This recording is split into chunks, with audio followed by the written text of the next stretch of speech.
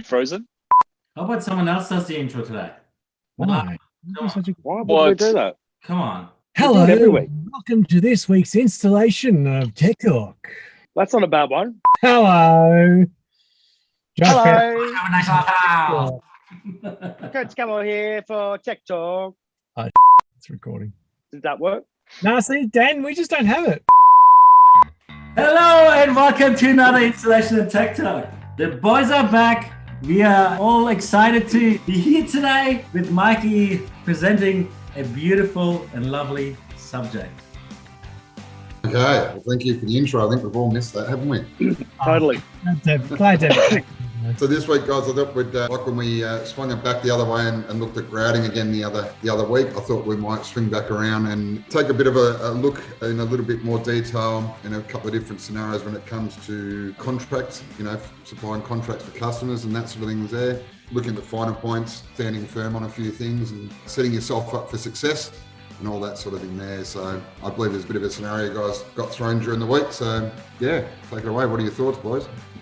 Look, some viewers might be thinking, we've talked contracts before, we've talked this type of subject before, but the reason why we're talking about it, we keep on getting hit by it, keep on getting people calling up during the week and saying, hey, what do I do in this situation? So we thought we'd bring up another one that's a real life situation that came up during the week and talk a bit more about it. Real life situation. Yeah. Well, if we're just got to, at the end of the day, know what our self-worth is. Yeah. That's the first thing. In this scenario, if we're rocking up to a job as we do, and we've started our job, nice contracts are everything in place, deposits are paid, we're good to go, and we get a knock on the door that we are creating too much noise because someone upstairs can't think properly while they're doing their work. That's understandable. We also have a job to do. Okay, so making all that noise. They got all the noise. They cop the noise. Vibrations. It's not really our problem at the end of the day. If we've set up our contracts right from the get-go, and now we've experienced a noise complaint, and the builder or the landlord or anyone who's involved in this project who's been engaged has not notified people that are in the surrounding area that there is some commercial contract work going on, is that our problem? We're not speaking to the landlord. We're not speaking to the tenants around. We're engaged with the person who we've got a contract with. So you just come back after hours and do your job, make noise when I don't have to hear it. Sure, we can negotiate that 100%, but we will always go back to our paperwork. So if we in our contract we have stipulated what our day rate is per day, what our hour rate is per rectification works, we should also have a night works clause in there on the commercial works or in an area where it's high residential. There should be something in there that if the works were to shift into another scope of works at night, which come at a higher levy for not only staff, what you lose in your production per day, all of that stuff, we then have somewhere to go. We shift straight to that point straight away in the contract that has been signed by all parties, because it's not beneficial just to jump on the job and start doing it for the same rate that you're doing it, because you start losing as soon as you turn the machine on. Yeah, but Kurt, what if I'm just a small contractor and this is a new builder and they're much bigger than I am, and I know that if I look after them on this one, there's got to be 2 or 3 more in the pipeline, and can I just pick it up on that? Well, how can you guarantee that you are going to get another 3 or 4 out of them? We're not in the business to be risking like that. If we set up a professionalism from the get-go and a standard, it's only going to benefit the industry as a whole and as operators as a whole anyway, So I don't think that's a good mindset to be, because you don't know what's going to happen, especially if it's the first time. It's in the wind. So I would revert back to the paperwork and negotiate pricing accordingly. As it's already in the paperwork, is it negotiating it? Is it negotiating or informing? Well, it's informing, really, isn't it? Yeah. I would think negotiating may seem like we're going back to the table and this is negotiable. But I guess the contract, if we go back to the contract already firmly stipulates what the go-to is from here. And yes, we're assuming that the client has already read through the contract and is happy with the terms. So there shouldn't be any type of feeling of conflict or anything like that, because It's the terms of the contract that steers the conversation. Yeah. Well, they should naturally just go to that contract before even them starting to have communications with the people that are involved. Mm. You know, yeah, you're right there, Josh.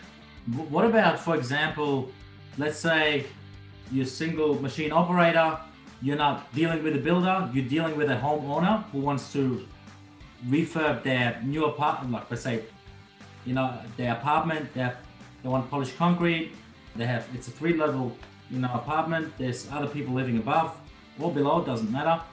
And now there's noise complaints.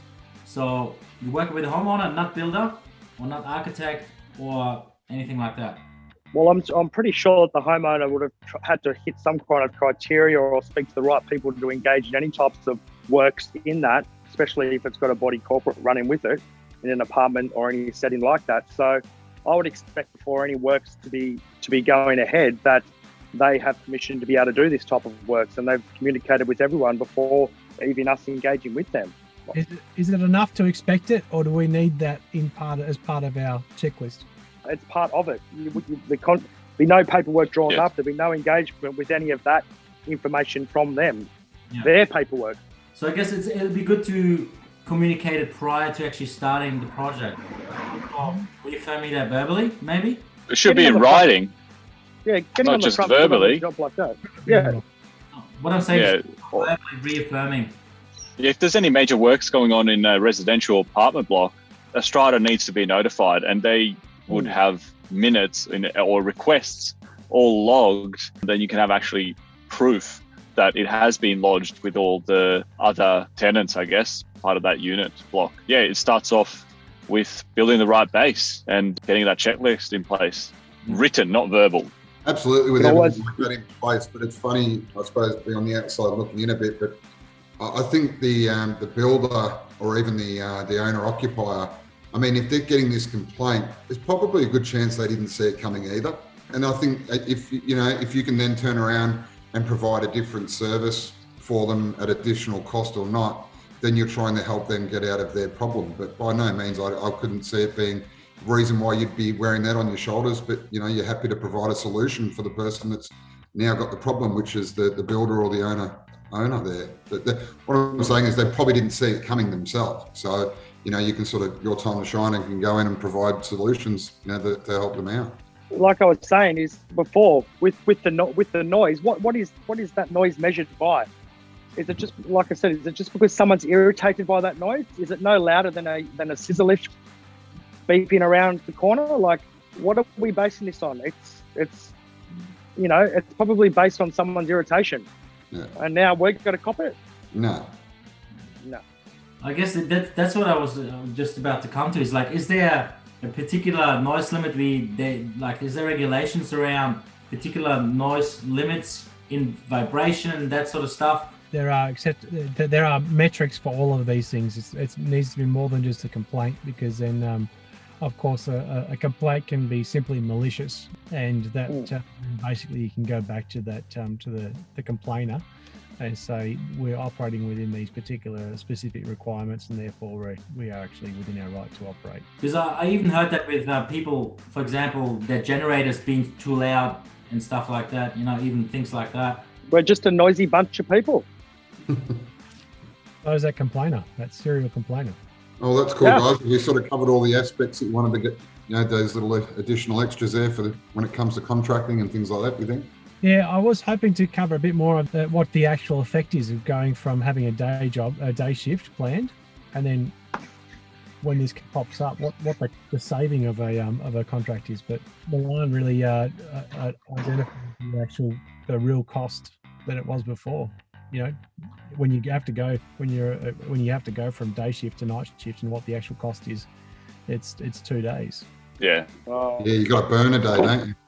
Yeah, exactly. Because all business happens during the day. So if you're operating at night now, you're only human. You need to sleep. So during the day, you're losing opportunity to be out there and selling your services to potential new customers. So it's not just that you have to all of a sudden, let's say, pay the guys on site a little bit more because they're doing night works, but you also paying the price of losing opportunity. So the net loss is a lot greater than it seems on just face value of that particular job.